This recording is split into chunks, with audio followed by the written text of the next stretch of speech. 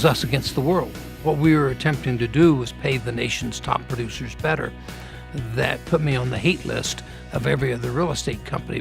The brokers did not like the idea of making the agents the heroes of the organization. We figured that the agent was doing all the work and taking most of the risk, and yet only getting half of the compensation. High commission split was a big part of what we had going for us in the beginning. The advantage of that was that you would attract the full-time, experienced producers in the business.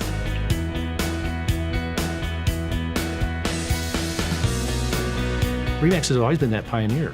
We basically taught agents how to promote themselves. It was revolutionary. It was different than the way real estate had ever been done in the past. The first month, I took over 1,000 phone calls, 204 face-to-face interviews, and 4 people signed up. And the whole industry was knocking us and telling us that we were nothing but a bunch of cowboys and yahoos. And we went to the Colorado Association of Realtors convention, and so we passed out red, white, and blue pens, and it said 100% in the center, I up mine, now up yours. We weren't liked very well, let's just put it that way. But we became respected because of the fact of the numbers that we were doing, the quality of the agent, the integrity of the agents that we were bringing on. We evolved, and what happened was we coalesced around one image. We had 2 owners of the RE/MAX franchise in Albuquerque, and the Albuquerque Balloon Festival was just taking off.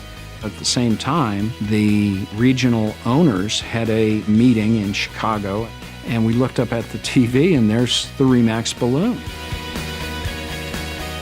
Nobody wanted it as a logo. It was just, isn't that cute, our balloons up in the air? We took a silly little symbol and turned it into this massive icon of what professional real estate is supposed to be about.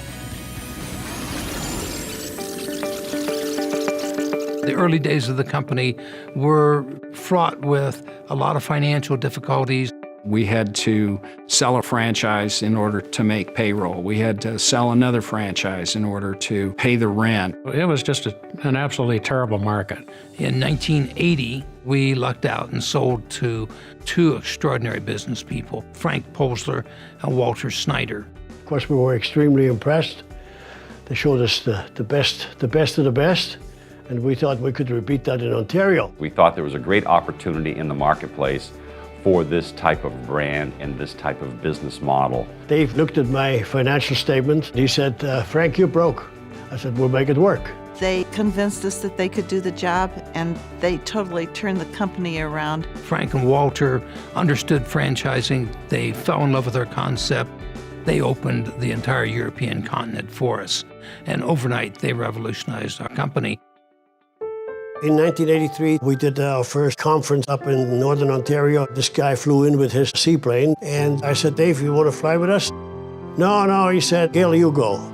The pilot made a mistake. The plane went into a stall spin, crashed into the trees, killing the pilot and putting Gail and the other 2 passengers in the hospital for years. Originally, they told Dave that she would be lucky to make it through the night.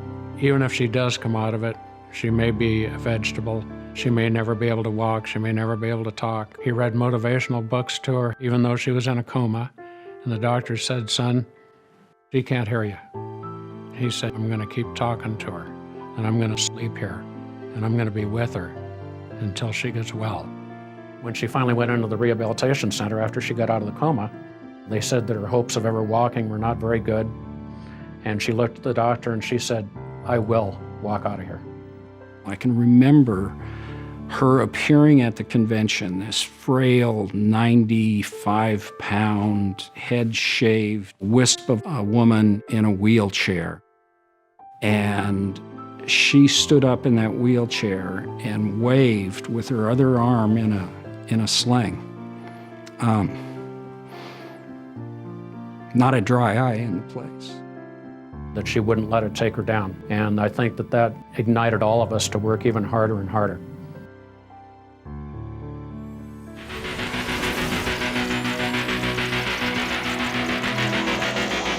By the 90s, we were booming. At our 20th anniversary, we'd reached 30,000 agents.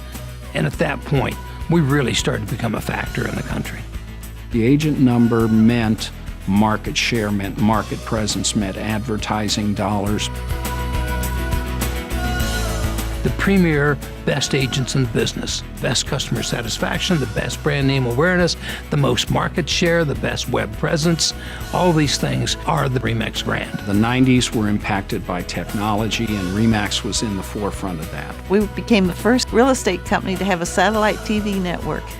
We opened the convention at the National Association of Realtors with a huge booth, cameramen interviewing people. We made such a smash hit the first day that by the second day, 30 or 40 of our competitors all had whiteboards up in their booths that said, "We too have national television coming." We had the tools to help make agents and brokers more successful than they had ever been in the past. Our national company, our regional companies, our broker owners. We are all specialists in providing products and services to help top producers become more successful. We are totally devoted to the top producer. By the time 2000 rolled around, RE/MAX was the significant player in the real estate industry in all of North America. We went from country to country and started seeing the immediate success. We were established. We were the go-to company. We had a national presence in the media. It was inevitable we'd become number one. RE/MAX survived the difficult markets for the same reason that we prospered in the very good markets. We said, batten down the hatches. This is going to be the toughest one we've ever seen. Dave, being the visionary that he is, realized what agents needed to do was change the focus of their business. First, we saw the unbelievable number of foreclosures and REOs coming and said, you've got to prove to bankers you can handle REOs. It's going to be the business we have. We started teaching the CDPE course and pushed the short sales. We went to Fannie, Freddie, FDIC, Treasury, and HUD. We helped them rewrite the short sale rules. So we embraced the changes. If you have a company that's built with the very best brokers and the very best agents, it's going to prosper. To be affiliated with the best agents, the best broker owners and managers, that's been the best 40 years of my life. There's no words to explain how much we appreciate the real estate agents and broker owners that work with us. They built this company. It was a passion for the organization. It was an absolute love for the people in RE/MAX, and we never lost our focus.